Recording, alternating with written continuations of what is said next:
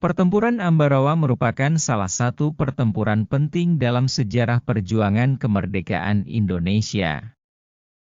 Pertempuran ini terjadi pada 20 November hingga 15 Desember 1945 di Ambarawa, Jawa Tengah, antara pasukan Tentara Keamanan Rakyat, TKR, yang dibantu oleh Milisi Rakyat Indonesia melawan pasukan sekutu yang berusaha mengembalikan kekuasaan kolonial Belanda melalui NICA, Nederlands-Indische Administratie. Setelah proklamasi kemerdekaan Indonesia pada 17 Agustus 1945, Indonesia memasuki periode yang penuh ketegangan. Meskipun Jepang menyerah kepada sekutu pada 15 Agustus 1945, kekosongan kekuasaan yang ditinggalkan Jepang menimbulkan situasi yang tidak stabil. Indonesia yang baru saja memproklamasikan kemerdekaannya harus menghadapi ancaman dari berbagai pihak, termasuk sekutu yang datang dengan misi melucuti tentara Jepang. Namun, kedatangan sekutu bukan hanya untuk melucuti pasukan Jepang, tetapi juga untuk mendukung upaya Belanda yang ingin kembali menguasai Indonesia melalui NICA. Hal ini menambah ketegangan, terutama setelah Belanda berusaha membangun kembali kekuasaannya, dengan melibatkan pasukan Belanda yang telah dilatih di luar negeri dan sejumlah mantan tentara KNIL, tentara kerajaan Belanda di Hindia Belanda. Pasukan sekutu mulai datang ke Indonesia pada bulan September 1945, dengan tujuan untuk memulihkan kedamaian pasca Perang Dunia dan untuk mengambil alih kontrol dari Jepang. Sekutu yang datang ke Indonesia memiliki dua agenda utama. Pertama, untuk melucuti senjata tentara Jepang dan membebaskan tawanan perang. Dan kedua, untuk mendukung kembalinya Belanda yang ingin menjajah Indonesia kembali. Hal ini menyebabkan ketegangan antara pasukan Indonesia yang baru saja merdeka dan pasukan sekutu yang secara diam-diam mendukung Belanda. Ambarawa, yang terletak di Jawa Tengah, menjadi salah satu titik penting bagi pertempuran ini. Pada bulan Oktober 1945, setelah pasukan sekutu tiba di Semarang, mereka melanjutkan perjalanan ke Ambarawa dan daerah sekitarnya. Ambarawa, yang sebelumnya dikuasai oleh Jepang, merupakan tempat strategis yang menghubungkan berbagai daerah di Jawa Tengah. Pada saat itu, sekutu yang datang ke Ambarawa berusaha untuk mengamankan wilayah dan melucuti senjata pasukan Jepang.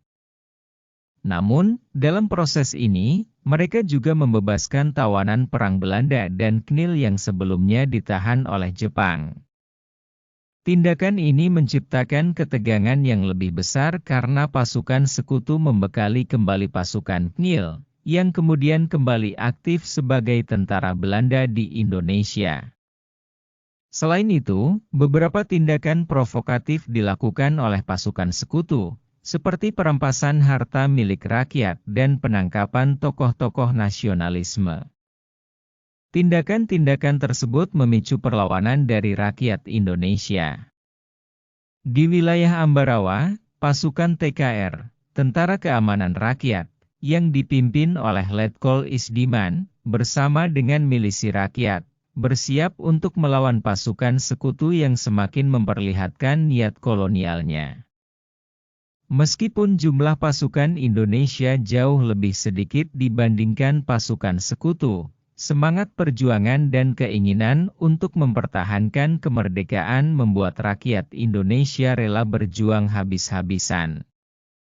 Pada 20 November 1945, pasukan sekutu yang dipimpin oleh Brigadir Jenderal Malabi melakukan serangan terhadap pasukan TKR yang telah menguasai beberapa wilayah. Ini menandai dimulainya pertempuran yang berlangsung sengit di Ambarawa.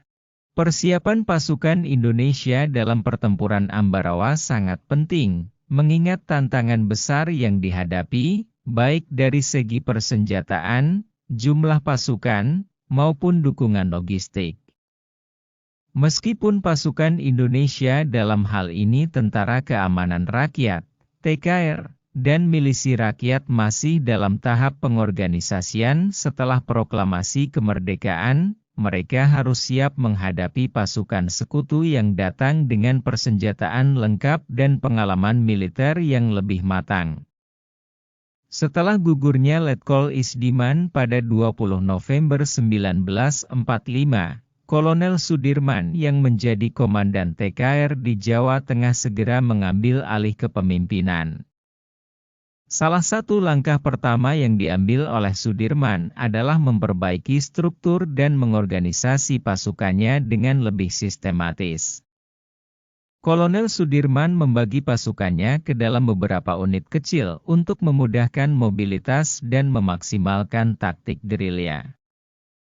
Menyadari bahwa pasukan Indonesia kalah jumlah dan persenjataan dibandingkan pasukan sekutu, Kolonel Sudirman memilih untuk menggunakan taktik gerilya.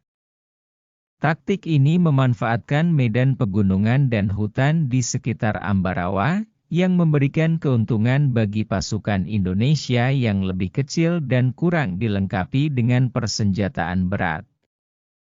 Pasukan TKR dilatih untuk beroperasi dalam kelompok kecil yang dapat bergerak cepat dan menghindari pertempuran terbuka langsung dengan pasukan sekutu. Sudirman memanfaatkan kemampuan pasukan Indonesia dalam bergerak secara tersembunyi dan menyerang secara mendadak, mengisolasi pasukan sekutu di wilayah tertentu, dan menghindari konfrontasi langsung yang dapat merugikan mereka. Sudirman sangat cerdik dalam memanfaatkan kondisi geografis Ambarawa yang terletak di daerah pegunungan. Medan yang berbukit dan hutan yang lebat memberikan keuntungan bagi pasukan Indonesia untuk bersembunyi, melancarkan serangan tiba-tiba, dan menghindari deteksi oleh musuh. Pertempuran Ambarawa mencapai puncaknya pada bulan Desember 1945. Setelah berbulan-bulan ketegangan antara pasukan Indonesia dan pasukan sekutu yang mendukung Belanda. Meskipun pasukan Indonesia di bawah komando Kolonel Sudirman telah mengorganisir diri dengan baik dan mengadopsi taktik gerilya, pertempuran ini tetap berlangsung dengan sengit dan penuh perjuangan. Pada titik tertentu, setelah serangkaian serangan dan pengepungan, situasi semakin memanas dan akhirnya mencapai klimaksnya dalam beberapa hari yang menentukan.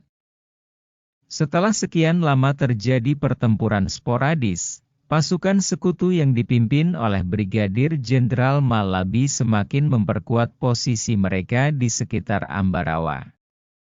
Mereka tidak hanya berhadapan dengan pasukan TKR, tetapi juga dengan milisi rakyat Indonesia yang membantu perjuangan tersebut. Pasukan sekutu, meskipun jauh lebih kuat dalam hal jumlah dan peralatan, mulai merasa terjepit karena taktik gerilya yang digunakan oleh pasukan Indonesia. Setelah beberapa hari intens pertempuran yang melibatkan serangan pasukan Indonesia dari berbagai arah, pasukan sekutu akhirnya terpaksa mundur. Mereka tidak mampu lagi mempertahankan posisi mereka di Ambarawa, dan dengan mundurnya pasukan sekutu, pasukan Indonesia berhasil merebut kembali kendali atas kota tersebut. Pada akhirnya, meskipun pasukan Indonesia mengalami kerugian besar, mereka berhasil mencapai kemenangan strategis yang sangat penting dalam perjuangan kemerdekaan Indonesia. Pasukan sekutu yang sebelumnya berniat untuk memperkuat posisi mereka di Jawa Tengah harus mundur dan meninggalkan Ambarawa.